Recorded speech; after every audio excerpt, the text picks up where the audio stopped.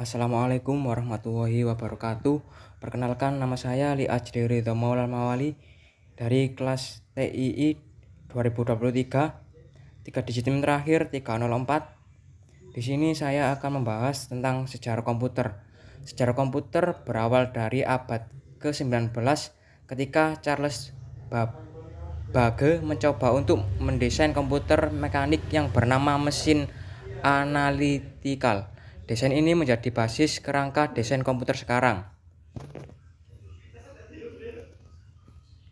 Dan pada tahap sejarah komputer ini, sejarah perkembangan komputer dibagi dalam 2 tahap, yaitu sebelum tahun 1940 dan kedua setelah tahun 1940. Pada sebelum tahun 1940, contoh alat pengolahan data abacus, prinsip kerjanya melakukan perhitungan menggunakan biji-bijian geser yang diatur pada sebuah rak, dan dapat dilihat sendiri gambarnya yang seperti di samping tersebut. Nomor 2 yaitu kalkulator roda numerik, ditemukan oleh Blaise Pascal pada tahun 1692. Prinsip kerja menggunakan 8 roda putar bergerigi untuk menjumlahkan bilangan hingga 8 digit. Alat ini merupakan alat perhitungan bilangan berbasis 10. Kelemahan alat ini adalah hanya terbatas untuk melakukan penjumlahan, dan dapat dilihat sendiri gambar dari alat tersebut, yaitu berada di samping. Di nomor 3 yaitu kalkulator roda numerik 2, ditemukan oleh Gottfried Wilhelm von Leibniz pada tahun 1694.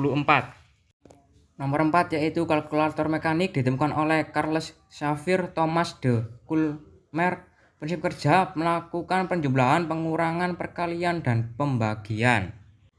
Dan setelah tahun 1940, perkembangan komputer dibagi dalam 5 generasi.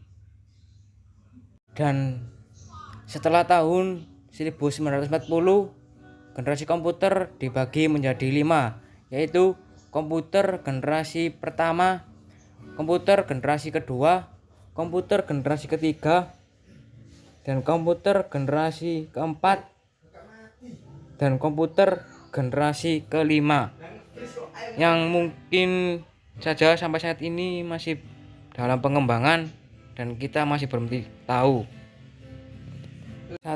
Satu yaitu komputer generasi pertama pada tahun 1940 sampai tahun 1959. Prinsip kerja dari komputer tersebut yaitu menggunakan tabung vakum untuk memproses dan menyimpan semua data yang telah dimasukkan ke dalam komputer. Contoh komputer generasi pertama yaitu 1. ENIAC. ENIAC adalah Electronic Numerical Integrator and Calculator, dirancang oleh Dr. John Mauchly dan Presper Eckert pada tahun 1946.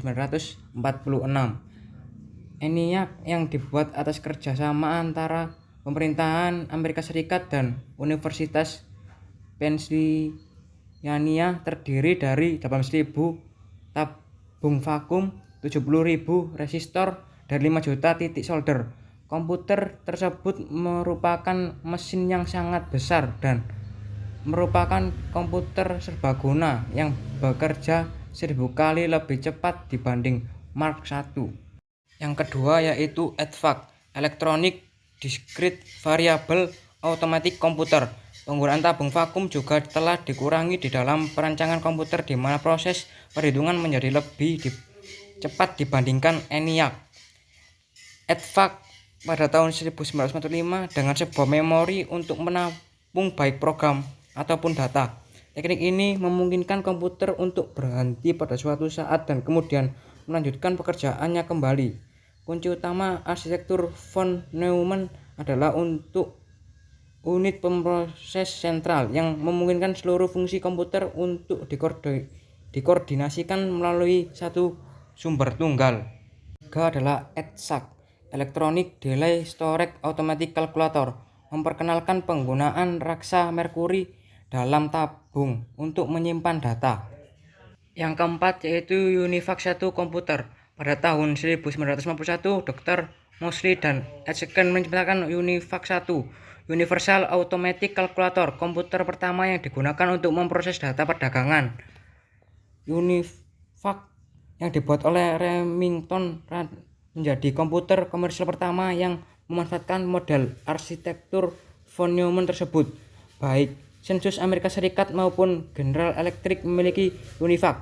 Salah satu hasil mengesankan yang dicapai oleh UNIVAC adalah keberhasilan dalam memprediksi kemenangan duel di Eisenhower dalam pemilihan presiden tahun 1952. Dan ciri yang dimiliki komputer generasi pertama adalah penggunaan tabung vakum yang membuat komputer pada masa tersebut berukuran sangat besar dan silinder magnetik untuk menyimpan data.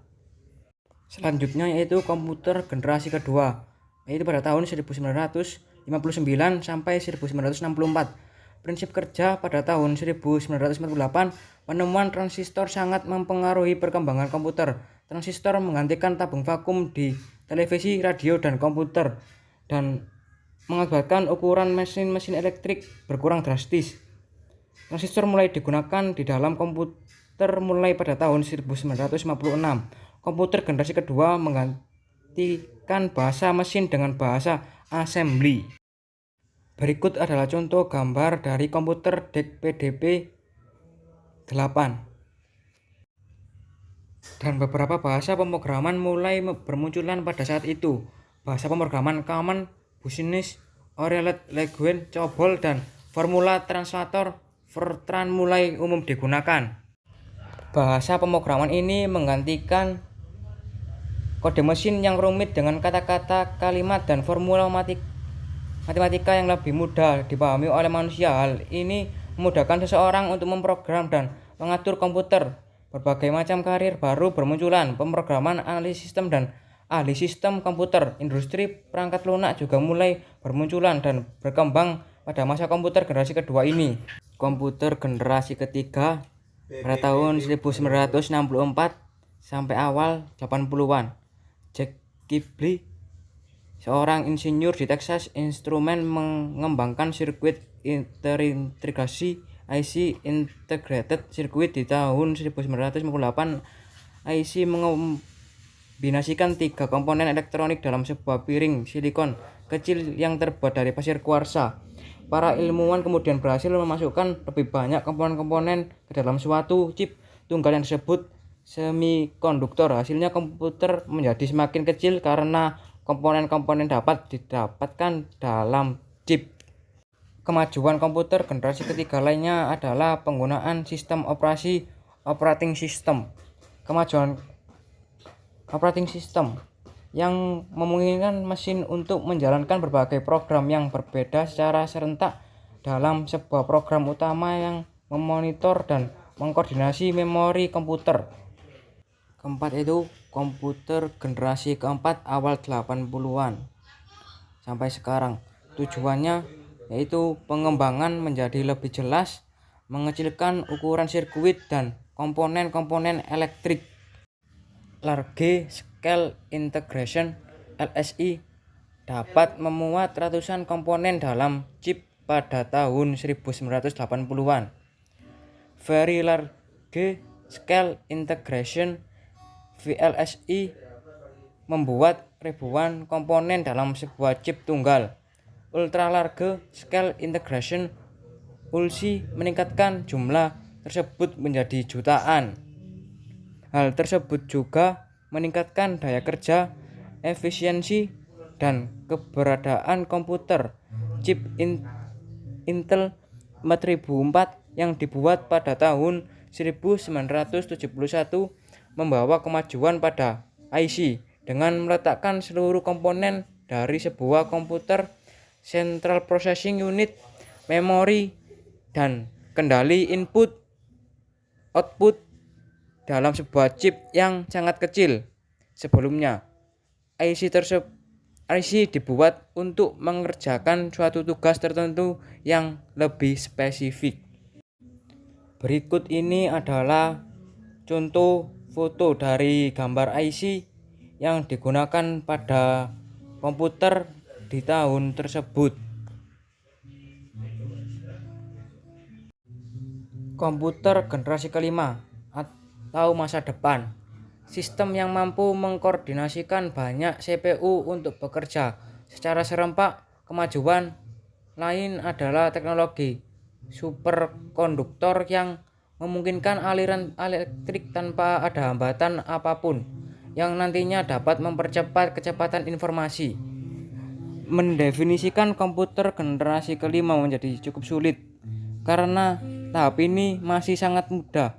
Contoh imajinatif komputer generasi kelima adalah komputer fiksi HAL 9000 dari novel karya Arthur C. Clarke berjudul 2001 Space Odyssey.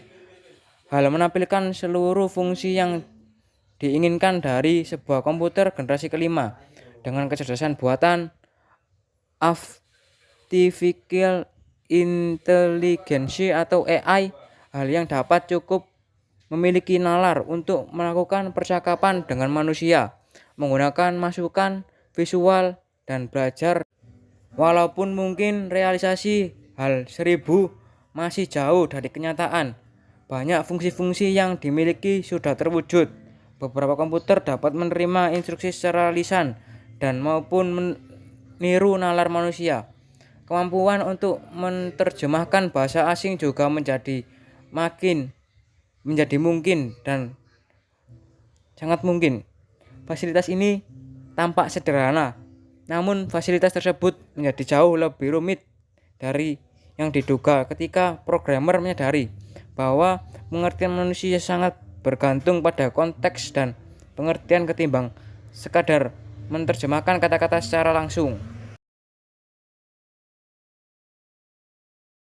Cukup sekian yang dapat saya sampaikan. Bila terdapat kesalahan, saya mohon maaf yang sebesar-besarnya. Akhirul kalam, ihdinas siratal mustaqim. Assalamualaikum warahmatullahi wabarakatuh.